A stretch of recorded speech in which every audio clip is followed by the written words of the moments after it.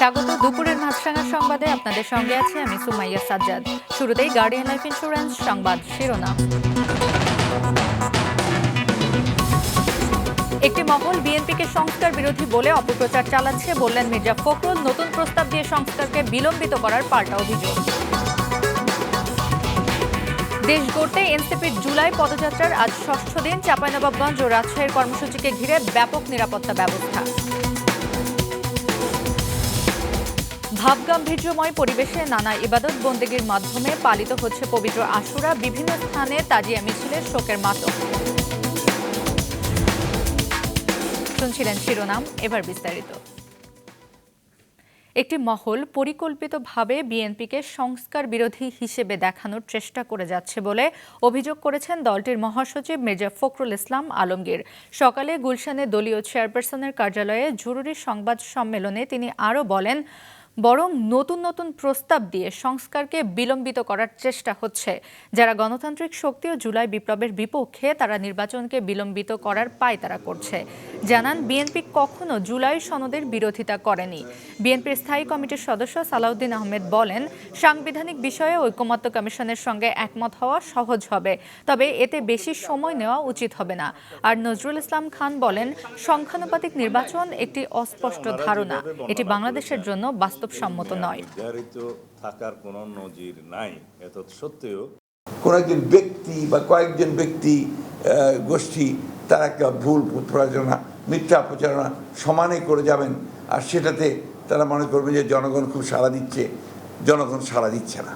বিশেষ কোনো দলের সুবিধা হবে এরকম সিস্টেমে, সে কারণে করতে হবে, এটা কোনো এটা হয় না।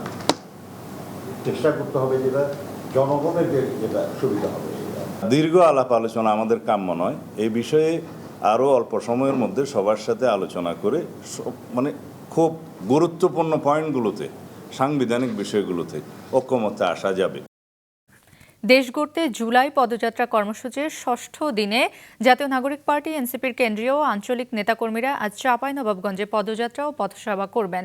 সকাল থেকে জেলা ও উপজেলাগুলোয় দলটির নেতাকর্মীরা শহরের শান্তি মোড় এলাকায় সমবেত হয়ে কেন্দ্রীয় নেতৃবৃন্দকে বরণ করার অপেক্ষায় রয়েছেন। তারা পৌঁছালে সেখান থেকে নবাবগঞ্জ কলেজ চত্বর অভিমুখে পদযাত্রা শুরু হবে। সেটি শহরের বাতেনখার মোড়, নিমতলা, বড় ইন্দারা, গাবতলা ও মার্কেট চত্বর হয়ে নবাবগঞ্জ সরকারি কলেজ গেটে যাবে। কর্মসূচিকে ঘিরে ব্যাপক নিরাপত্তা ব্যবস্থা নিয়েছে আইন শৃঙ্খলা বাহিনী। আজ 10 মুহররম, পবিত্র আশুরা। মুসলমানদের জন্য অত্যন্ত তাৎপর্যপূর্ণ ও শোকাবহ দিন। সত্য ও ন্যায়ের পক্ষে যুদ্ধ করতে গিয়ে এই দিনে কারবালার প্রান্তরে ফোরাত নদীর তীরে নির্মমভাবে শহীদ হন হজরত ইমাম হোসেন ও তার পরিবারের সদস্যরা। মহান আল্লাহর রহমত ও ক্ষমা পাওয়ার আশায় ধর্মপ্রাণ মুসলমানরা নফল রোজা, নামাজ, দান খয়রাত ও জিকির আসকারের মধ্য দিয়ে দিনটি পালন করেন। এ উপলক্ষে রাজধানীর হোসেনি দালাল ইমামবাড়া থেকে শিয়া সম্প্রদায়ের প্রধান তাজিয়া মিছিল বের করা হয়।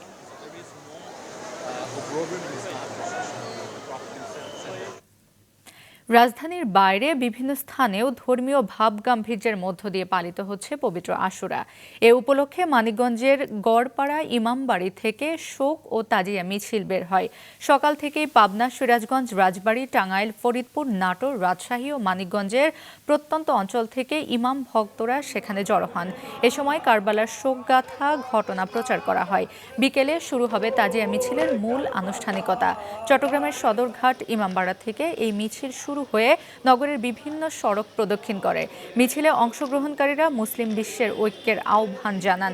এছাড়া খুলনা, বরিশাল, যশোর ও ময়মনসিংহ দেশের বিভিন্ন স্থানে তাজিয়া মিছিল সহ নানা আয়োজনে পালিত হচ্ছে পবিত্র আশুরা।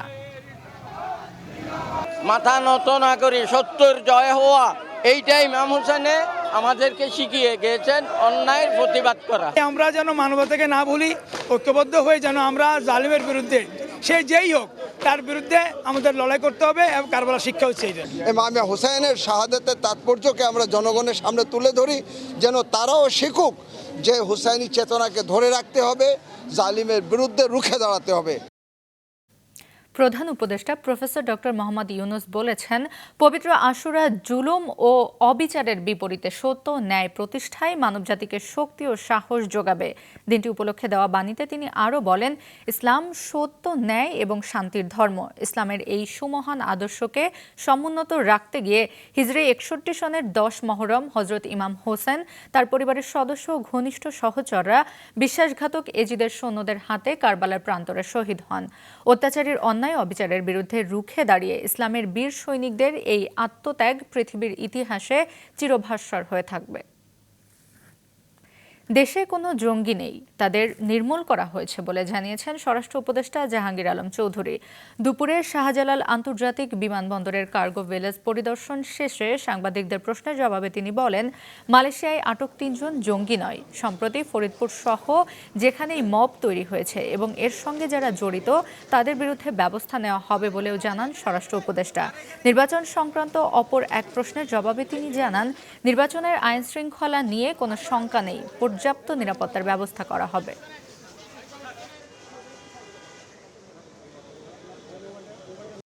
বাংলাদেশে জঙ্গিবাদের কোনো অবস্থান নাই, এখানে কোনো ধরনের জঙ্গিবাদ নাই। আপনাদের সহযোগিতায় কিন্তু এখানে জঙ্গিবাদ নির্মূল করে দেওয়া হয়েছে। এটা ক্ষেত্রে আপনাদের ক্রেডিট সবচেয়ে বেশি। আপনারা সবাই মানে কোনো ধরনের, আপনারা এই যে গত 10 মাসে কোনো একটা ইনফরমেশন দিতে পারছেন জঙ্গিবাদের? যমুনা নদীর উপর আলাদা রেল সেতু নির্মাণ হওয়ায় যমুনা সেতুর রেলপথ সরিয়ে প্রশস্ত করা হবে সড়ক পথ। এরই মধ্যে যমুনা সেতুর উপর স্থাপিত রেল লাইন অপসারণ করা হচ্ছে। পরে এই অংশে সেতুর 2টি সড়ক লেন বর্ধিত করা হবে। সিরাজগঞ্জ রিপোর্টার মাহমুদুল হাসান উজ্জ্বলের প্রতিবেদন। নতুন যমুনা রেল সেতু উদ্বোধনের পর পাল্টে গেছে যমুনার সেতুর চিত্র। বন্ধ করে দেওয়া হয়েছে এ সেতু দিয়ে ট্রেন চলাচল। খুলে ফেলা হচ্ছে প্রায় 2 যুগের সাক্ষী সেই রেলপথ। মন্ত্রণালয়ের সেতু বিভাগের পাঠানো চিঠির পর সড়ক সেতু রেলপথ অপসারণের কাজ শুরু করেছে পশ্চিমাঞ্চল রেলওয়ে। 2 মাসের মধ্যেই এ কাজ শেষ হবে। পরে এই অংশে সেতুর 2টি সড়ক লেন বর্ধিত করা হবে। আমাদের একটা নির্দেশনা আসছে এটা অবসানের জন্য কাজ করতে। যতটুকু জানি বিডিও কর্তৃপক্ষ ওই যে রাস্তার প্রশস্ততা বাড়াবে, এই জন্য আর কি এই ওরা বলেছে আর কি। ধারণা করছি মাস 2 লাগবে। বর্তমানে যমুনা সড়ক সেতু দিয়ে প্রতিদিন 23 থেকে 25 হাজার যানবাহন পারাপার হয়। প্রত্যেকটি সড়ক লেন চওড়া 3.15 মিটার। 2টি লেনে পাশাপাশি চলতে বেগ পেতে হয় চালকদের। বিশেষ দিনগুলোতে যানবাহনের চাপ দ্বিগুণ হয়ে যায়। ওভারটেকিংয়ে ঘটে দুর্ঘটনা। রেল লাইন তুলে ফেলা অংশে সড়ক লেন বর্ধিত করলে এ সমস্যার সমাধান হবে বলে মনে করেন যানবাহন চালক, মালিক ও ব্যবসায়ীরা। এই 2টি রাস্তা প্রশস্ত হলে আমাদের গাড়িগুলি নির্বিঘ্নে চলাচল করতে পারবে এবং দুর্ঘটনা রোধ হবে। আগের যে রেল লাইন ছিল ওই রেল লাইন যদি সরায়, পরিবহন মালিক, শ্রমিক মালিক এদের সুবিধা হবে, যাতায়াতের সুবিধা ভালো হবে, দুর্ভোগ হবে না, যানজট সৃষ্টি হবে না। যমুনা সেতুর রাস্তা এখন চাপা, যদি রেল ক্রসিং উঠায় রাস্তা প্রশস্ত করে দেয় তাহলে আমাদের চলাচল করতে অনেক সুবিধা হবে। বর্তমান বাস্তবতায় সড়ক সেতুর উভয় লেন প্রশস্তকরণ পরিকল্পনার অংশ হিসেবে রেল ট্র্যাক অপসারণ করা হচ্ছে বলে জানান যমুনা সেতু সাইট অফিসের নির্বাহী প্রকৌশলী। রেল ট্র্যাক যে জায়গাটা দখল করে আছে প্রায় 3.5 মিটার জায়গা, এটা যদি আমরা সমান 2 ভাগে উভয় লেনে ভাগ করে দিতে পারি সড়ক লেনে, সেক্ষেত্রে আমাদের লেনের প্রশস্ততা 6.3 মিটার থেকে 8 মিটারে উন্নীত হবে। এতে করে আমাদের যে বর্ধিত ট্রাফিক, ইনক্রিজ ট্রাফিক অ্যাকোমোডেট করা সুবিধা হবে। পাশাপাশি ঈদের সময় যে অতিরিক্ত ট্রাফিক হয় বা দুর্ঘটনা ঘটে ওই সময় আমরা কিছুটা সুবিধা পাবো। বর্তমানে যমুনা সড়ক সেতুর প্রশস্ত 6.3 মিটার। রেলপথ অপসারণ করে সড়ক লেন চওড়া করা হলে আরও 3 মিটার প্রশস্ত হবে সেতুটি। মাহমুদুল হাসান উজ্জ্বল, মাছরাঙা সংবাদ, সিরাজগঞ্জ। কুমিল্লায় সন্ধান মিলেছে 7ম থেকে 8ম শতকের প্রত্নতাত্ত্বিক নিদর্শন। সদর দক্ষিণ উপজেলার লালমাই পাহাড়ের রতনপুর চারাবাড়ি এলাকার বড় ধর্মপুরে বালাগাজীর মুড়ায় চলমান প্রত্নতাত্ত্বিক খননে বেরিয়ে এসেছে প্রাচীন স্থাপনার ধ্বংসাবশেষ ও তৈজসপত্র। গবেষকরা বলছেন এটি অতীতের অনেক রহস্য উন্মোচনের পথ তৈরি করবে। কুমিল্লার রিপোর্টার জাহাঙ্গীর আলম ইমরুলের পাঠানো তথ্যচিত্রের ডেস্ক রিপোর্ট। দেশের ইতিহাস ঐতিহ্যের গুরুত্বপূর্ণ জনপদ কুমিল্লা। এবার এই অঞ্চলের লালমাইয়ে রতনপুরের বালাগাজী মুড়ায় প্রত্নতাত্ত্বিক খননে কয়েক ফুট মাটির নিচে সন্ধান মিলেছে প্রাচীন সভ্যতার অনেক চিহ্ন। প্রত্নতাত্ত্বিকরা জানান শালবন কিংবা আনন্দবিহারের মতো সমসাময়িক ঐতিহাসিক নিদর্শন হতে পারে এটি, তবে এর নির্মাণশৈলী কিছুটা ভিন্ন ও স্বতন্ত্র। এখানকার কনস্ট্রাকশন প্যাটার্নটা আমাদের যে শালবন বিহার বা আনন্দ বিহার থেকে একটু ব্যতিক্রম মনে হচ্ছে। এখন পর্যন্ত যেটুকু উন্মোচিত হয়েছে, হয়তো পুরো খননটা হলে আমরা এটা বুঝতে পারবো যে আসলে এখানে কি আছে। তবে এখন পর্যন্ত যেটুকু পেয়েছি এটুকু দেখে আমাদেরকে একটু ইউনিক একটা সাইট মনে হয়েছে। খননে এরই মধ্যে পাওয়া গেছে প্রায় 6 ফুট চওড়া একটি ইটের দেয়াল ও মৃৎপাত্রের ভগ্নাংশ। এমন কাজে জড়িত থাকতে পেরে আনন্দিত স্থানীয় শ্রমিকরাও। মাটির নিচে বিল্ডিং, এটা কোনো করতে পারি না, এখন কাজ করতে এসে আল্লাহ এটা দেখাইছিল। আমরা সবাই মুরব্বীদের কাছে শুনছি যে এখানে রাজার বাড়ি ছিল, এখন আমরা কাজ করতে খুঁজে দেখতেছি আসলে রাজার বাড়ি পাওয়া গেছে। এই বছরের এপ্রিল মাসে প্রথম দিক থেকে শুরু হওয়া এই খনন চলবে চলতি জুন মাস পর্যন্ত। 7 সদস্যের খনন দল মাঠ পর্যায়ে কাজ করছেন। একটা সাইডের উপর এতগুলো পটশার্ট বা মৃৎপাত্রের টুকরা এর আগে আমি কখনো দেখি নাই। এটা আমার জন্য সম্পূর্ণ নতুন।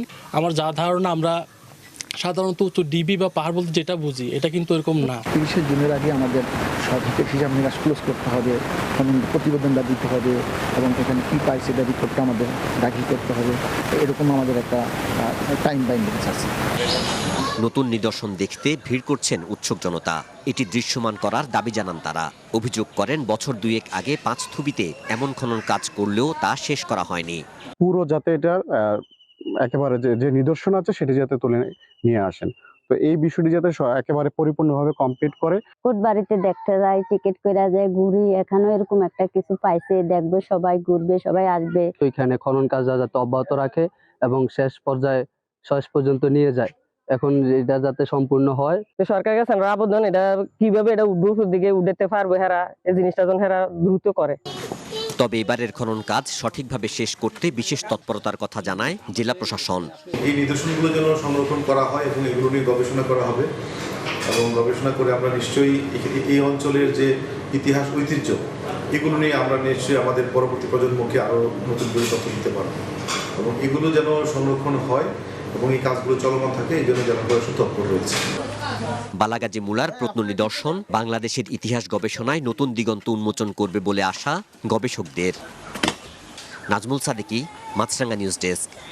দেশের বিভিন্ন এলাকায় বেড়েই চলেছে ডেঙ্গুতে আক্রান্তের সংখ্যা। বরগুনায় নতুন করে আরও 102 জন ডেঙ্গু রোগী শনাক্ত হয়েছে, যা একদিনের সর্বোচ্চ শনাক্ত। বরগুনা জেনারেল হাসপাতালে বর্তমানে চিকিৎসা নিচ্ছেন 166 জন।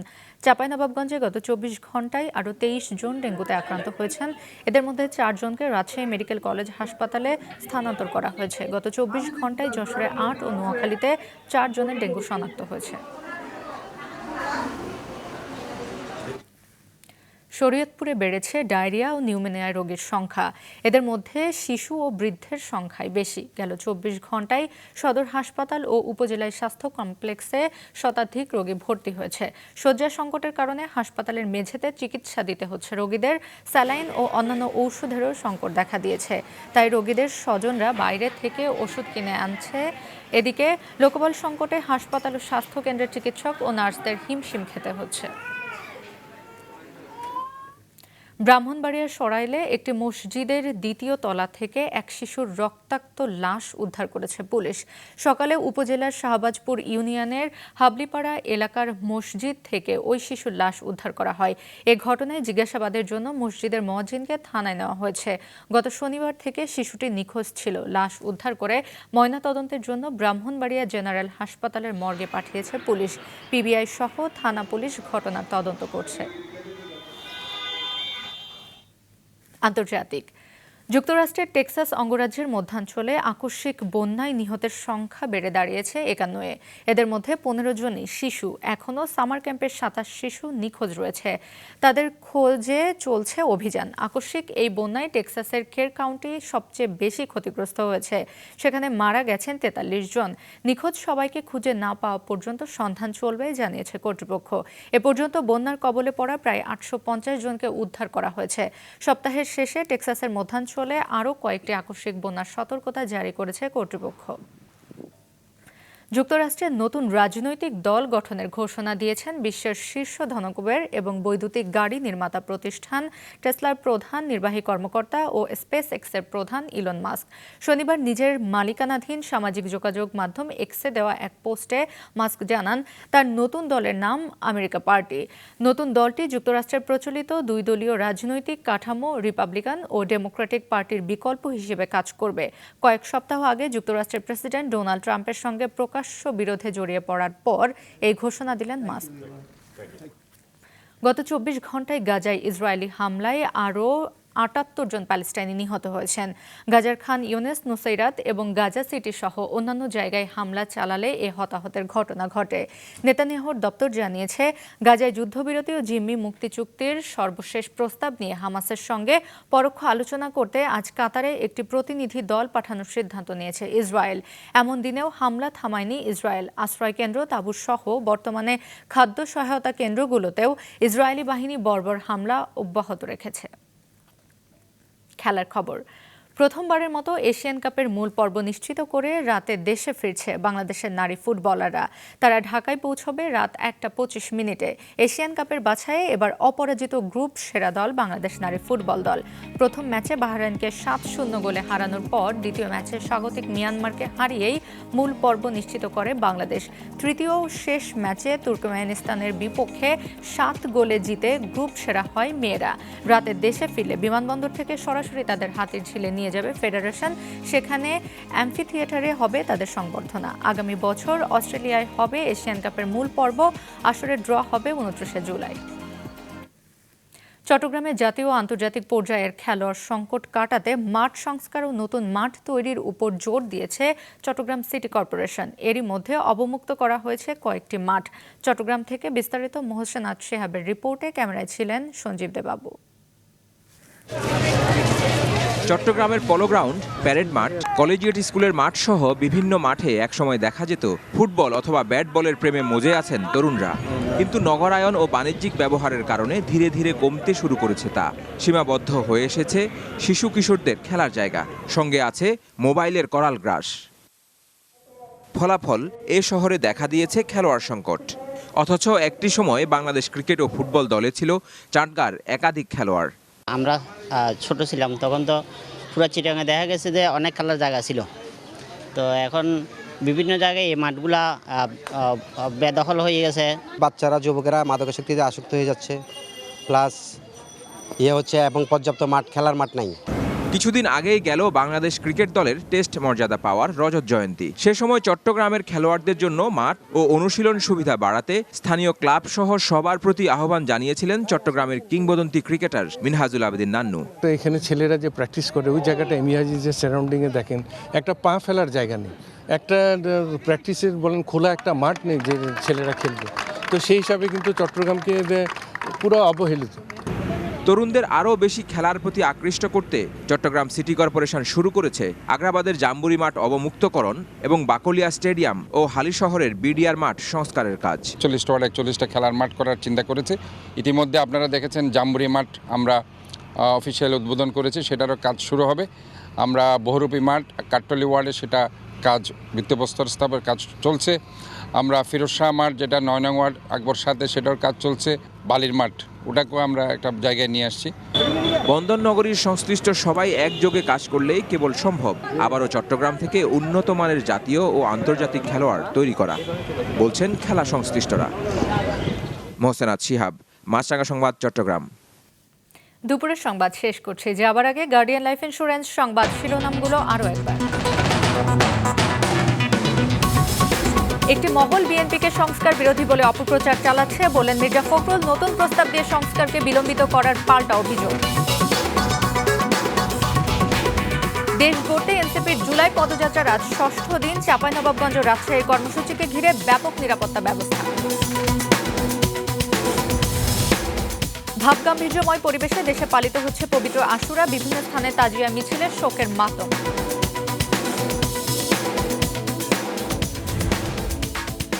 এই ছিল এখনকার মতো। ফেসবুকে আপডেট পেতে ভিজিট করুন মাছরাঙা টেলিভিশনের পেজে। ইউটিউব চ্যানেলেও দেখতে পারেন আমাদের সংবাদ, প্রতিবেদন এবং অনুষ্ঠান। আমাদের পরবর্তী সংবাদ বিকেল 5টায় দেখার আমন্ত্রণ রইল।